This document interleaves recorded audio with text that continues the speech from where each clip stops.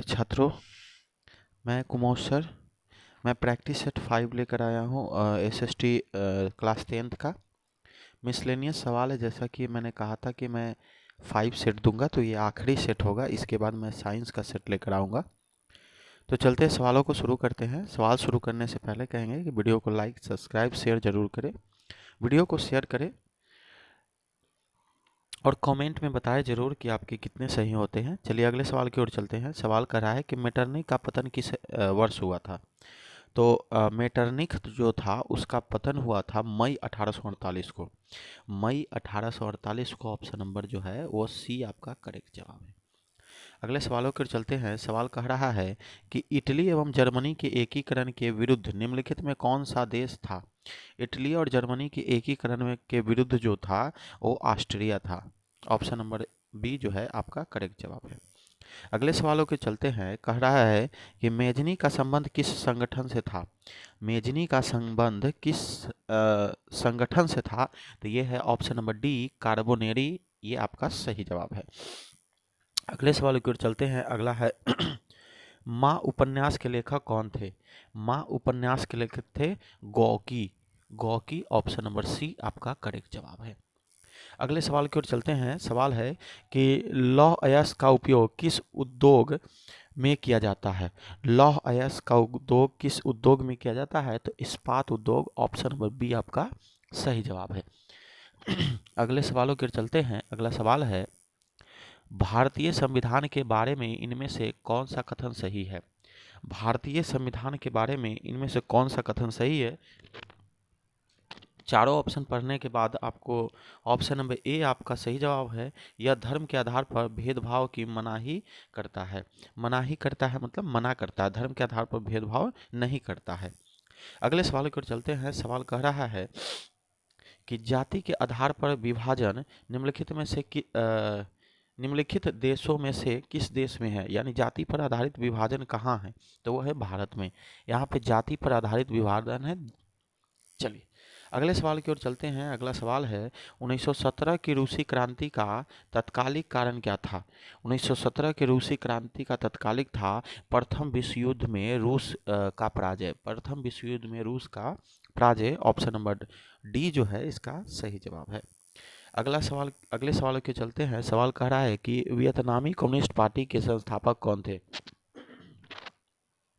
वियतनामी Congress party के जो संस्थापक थे उनका नाम है हो ची मिन, है ना। हो ची मिन ऑप्शन नंबर जो है ए आपका करेक्ट जवाब है। अगले सवालों की ओर चलते हैं। अगला सवाल कह रहा है the the history of the loss of Vietnam नामक पुस्तक के लेखक कौन है। द हिस्ट्री लिखा गया है, हिस्ट्री होना चाहिए। The history of the loss of Vietnam के लेखक कौन है। तो इसके सही जवाब है फान बोई चाउ। फान बोई चाउ ऑप्शन नंबर सी जो है आपका करेक्ट जवाब है। अगले सवालों की ओर चलते हैं। सवाल कह रहा है कि श्रम के लैंगिक विभाजन के परिणाम निम्नलिखित में से क्या हुए।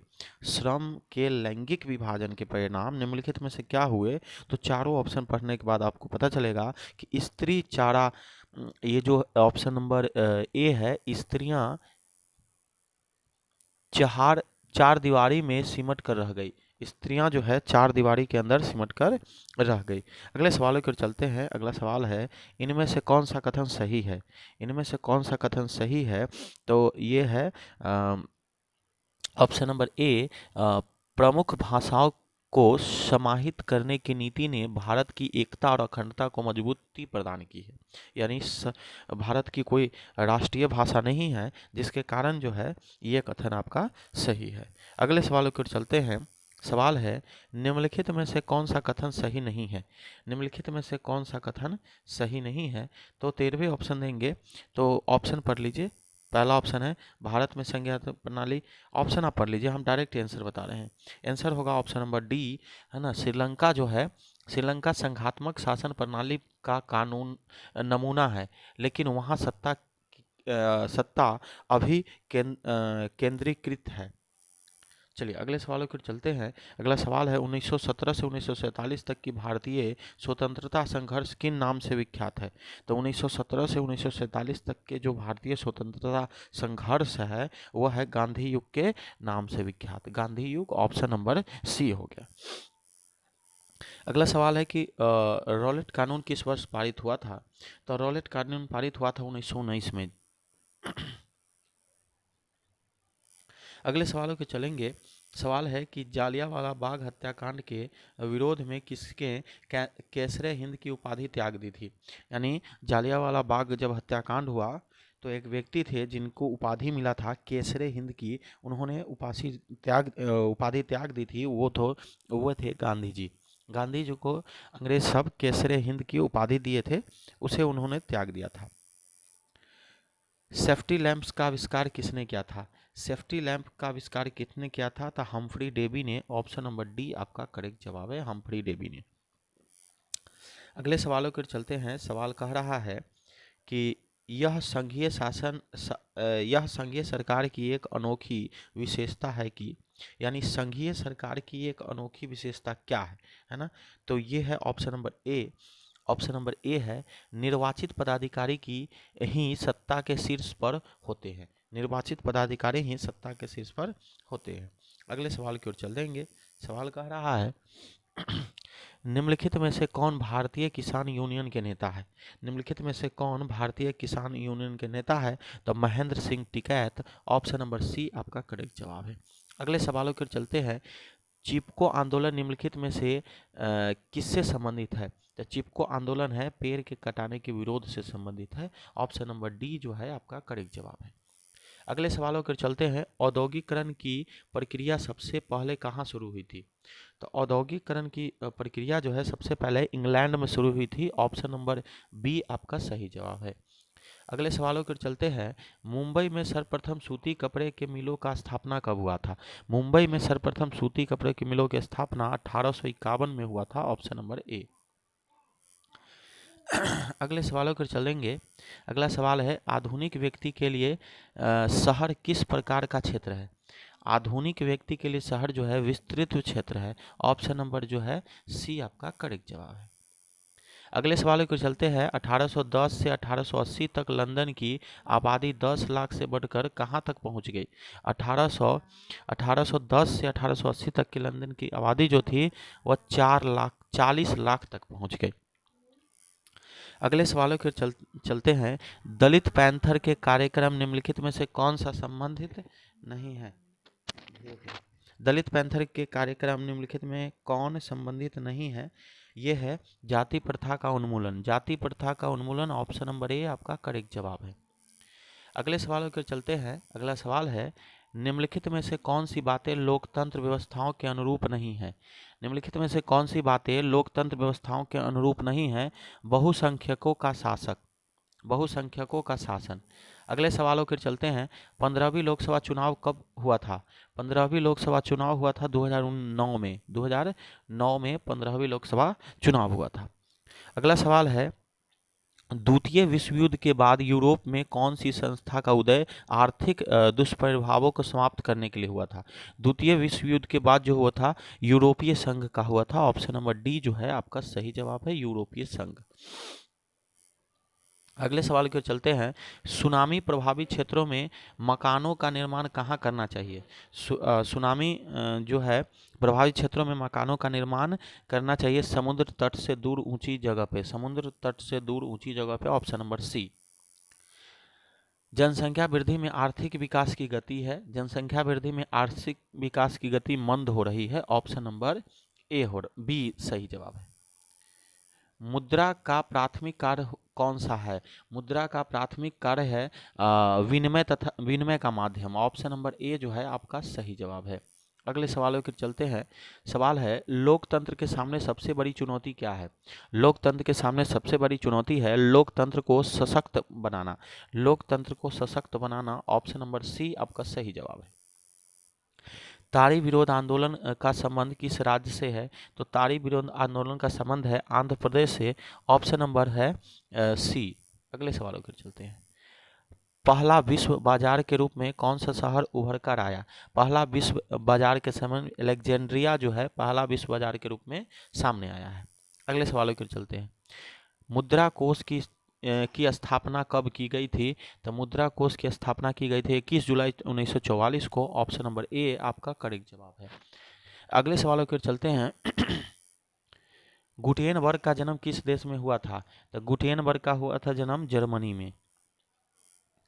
नेक्स्ट सवाल, लोकतंत्र संबंधित निम्नलिखित में से कौन सा कथन गलत है? कथनों में कौन सा गलत है? लोकतंत्र संबंधी निम्नलिखित कथनों में कौन सा गलत है? तो ऑप्शन नंबर बी है, यह नागरिक असमानता को बढ़ावा देता है। अगले सवालों को चलते हैं। 15वीं लोकसभा में महिलाओं की संख्या क्या है? तो 15वीं लोकसभा चुनाव में महिलाओं की संख्या है 10। जल संकट किस देश में लोकतांत्रिक चुनौतियों के रूप में उभरी है? जल संकट किस देश में? तो यह है बोलीविया। Option number D. विश्व में सर्वप्रथम मुद्रण की शुरुआत कहाँ हुई थी? तो विश्व में सर्वप्रथम मुद्रण की शुरुआत हुई थी चीन में। Option number C. किस प्राकृतिक संसाधन का भंडारण सीमित है? किस प्राकृतिक संसाधन का भंडारण सीमित है? तो खनिज तेल। Option number A. जूट के उत्पादन में कौन सा राज्य आगे है? जूट के उत्पादन में कौन सा राज्य आगे है? Paschim Bangal. Option number C. खारे जल की सबसे बड़ी झील कौन है? खारे जल की सबसे बड़ी झील है Caspian. Caspian. Option number C. अगले सवालों की चलते हैं। सवाल है, निम्नलिखित में से किस देश में सक्षम लोकतंत्र को माओवादियों की चुनौतियों का सामना करना पड़ा है? तो यह है नेपाल। अगले सवालों की चलते हैं। सवाल है, निम्नलिखित में से किस क्षेत्र को प्राथमिक क्षेत्र कहा जाता है? तो है कृषि क्षेत्र। अगले सवालों की चलते हैं। आर्थिक संरचना का एक मुख्य अंग है। आर्थिक संरचना का एक अंग है यातायात एवं संचार। ऑप्शन नंबर सी आपका सही जवाब है। अगले सवालों के चलते हैं। सवाल कह रहा है कि पशुपालन एवं मत्स्य पालन किस क्षेत्र का अंग है? तो पशुपालन एवं मत्स्य पालन जो है वह प्राथमिक क्षेत्र का अंग है। Option number A. प्लाईवुड का निर्माण किस देश में शुरू हुआ था? तो प्लाईवुड का निर्माण जो है वह जर्मनी में शुरू हुआ था। ऑप्शन नंबर सी आपका करेक्ट जवाब है। अगले सवालों की ओर चलते हैं। सवाल है, किस खनिज में भारत का सुसंपन्न है? किस खनिज में भारत सुसंपन्न है, मतलब कौन सा खनिज भारत के पास सबसे ज्यादा है? तो वह है लोहा। अगला है, पायकार जल विद्युत उत्पादन केंद्र किस राज्य में है? तो पायकार जो है तमिलनाडु में है। ऑप्शन नंबर ए जो है आपका सही जवाब है। अगले सवालों की ओर चलते हैं। सवाल है, निम्नलिखित में से कौन सा उस कृषि प्रणाली को दर्शाता है जिसे एक ही फसल लंबे चौड़े क्षेत्र में उगाई जाती है? तो ये है ऑप्शन नंबर सी, रोपण फसल। ये आपको अगले सवालों की ओर चलते हैं। सवाल है, वर्ष 2005 से 6 में निम्नलिखित में से किस राज्य की प्रति व्यक्ति आय अपेक्षाकृत अधिक है? तो ये है option number A, Maharashtra. Maharashtra की प्रति व्यक्ति आय सबसे अधिक है। अगले सवालों की ओर चलते हैं। निम्नलिखित में से बिहार में किस जिले की प्रति व्यक्ति आय सर्वाधिक है? तो बिहार की जो है पटना जिले की आय प्रति व्यक्ति सर्वाधिक है। ऑप्शन नंबर है बी आपका सही जवाब है। अगले सवाल की ओर चलते हैं। मुद्रण की वैधानिक परिभाषा किसने दी थी? तो मुद्रण की वैधानिक परिभाषा प्रोफेसर नैप ने दी थी। ऑप्शन नंबर डी आपका करेक्ट जवाब है। बच्चों, इस चैनल को शेयर जरूर करें और लाइक सब्सक्राइब जरूर करें। चलिए अगले सवाल को चलते हैं। निम्नलिखित में से कौन सी रबी फसल है? निम्नलिखित में से कौन सी रबी फसल है? तो चना रबी फसल है। कहाँ पर रेलवे वर्कशॉप एशिया में सबसे पुराना है? एशिया में सबसे पुराना रेलवे वर्कशॉप अपने भारत में जमालपुर में है। भारत का कौन सा नगर इलेक्ट्रॉनिक उद्योग की राजधानी है? तो भारत का जो है बेंगलुरु शहर जो है इलेक्ट्रॉनिक बेस की राजधानी है। अगले सवालों की चलते हैं। सवाल कर रहा है कि आज भारत में रेल मार्ग की कुल लंबाई कितनी है? तो भारत में रेल मार्ग की कुल लंबाई है ऑप्शन नंबर बी, लगभग 63,000 किलोमीटर। मुद्रण के प्रमुख कार्य क्या कार्य क्या है? तो विनिमय का माध्यम है, मूल्य का मापन है, मूल्य, इनमें से सभी। Option number D. मुद्रा बाजार की स्थापना वित्तीय संस्थाओं में कौन सी सर्वाधिक महत्वपूर्ण है? तो मुद्रा बाजार की स्थापना में जो है व्यावसायिक बैंक जो है सबसे ज़्यादा महत्वपूर्ण है। अगला है, भारत का केंद्रीय बैंक है। भारत का केंद्रीय बैंक है RBI, reserve bank of India. Option number D. निम्नलिखित में कौन संचार सेवाओं का अंग है? निम्नलिखित में से कौन संचार सेवाओं का अंग है? तो संचार का ये तीनों अंग है। ऑप्शन नंबर डी आपका सही जवाब है। पूर्वोत्तर रेलवे का मुख्यालय कहाँ है? पूर्वोत्तर रेलवे का मुख्यालय है गोरखपुर। ऑप्शन नंबर डी आपका सही जवाब है। कैमूर और रोहतास में सिंचाई के लिए किस नदी के परियोजना का लाभ उठाया जा रहा है? तो कैमूर और रोहतास में है जो दुर्गावती का। बिहार में मैदानी भाग में किस प्रकार की मिट्टी पाई जाती है? तो बिहार के मैदानी भाग में जलोढ़ मिट्टी पाई जाती है। ऑप्शन नंबर बी आपका सही जवाब है। हमारे देश का कौन सा शहर सूचना प्रौद्योगिकी का सॉफ्टवेयर शक्ति का प्रतीक बन गया है? तो सूचना प्रौद्योगिकी सॉफ्टवेयर शक्ति का प्रतीक जो है बेंगलुरु है। Option number C. वैश्वीकरण के लाभार्थी होते हैं। तो वैश्वीकरण के लाभार्थी जो होते हैं उत्पाद और उपभोक्ता दोनों होते हैं। ऑप्शन नंबर सी जो है आपका सही जवाब है। अगले सवालों की ओर चलते हैं। निम्नलिखित में कौन बहुराष्ट्रीय कंपनी है? तो बहुराष्ट्रीय कंपनी जो है फोर्ड मोटर्स भी है, कोका कोला भी है, नोकिया भी है, इनमें से सभी। Option number D.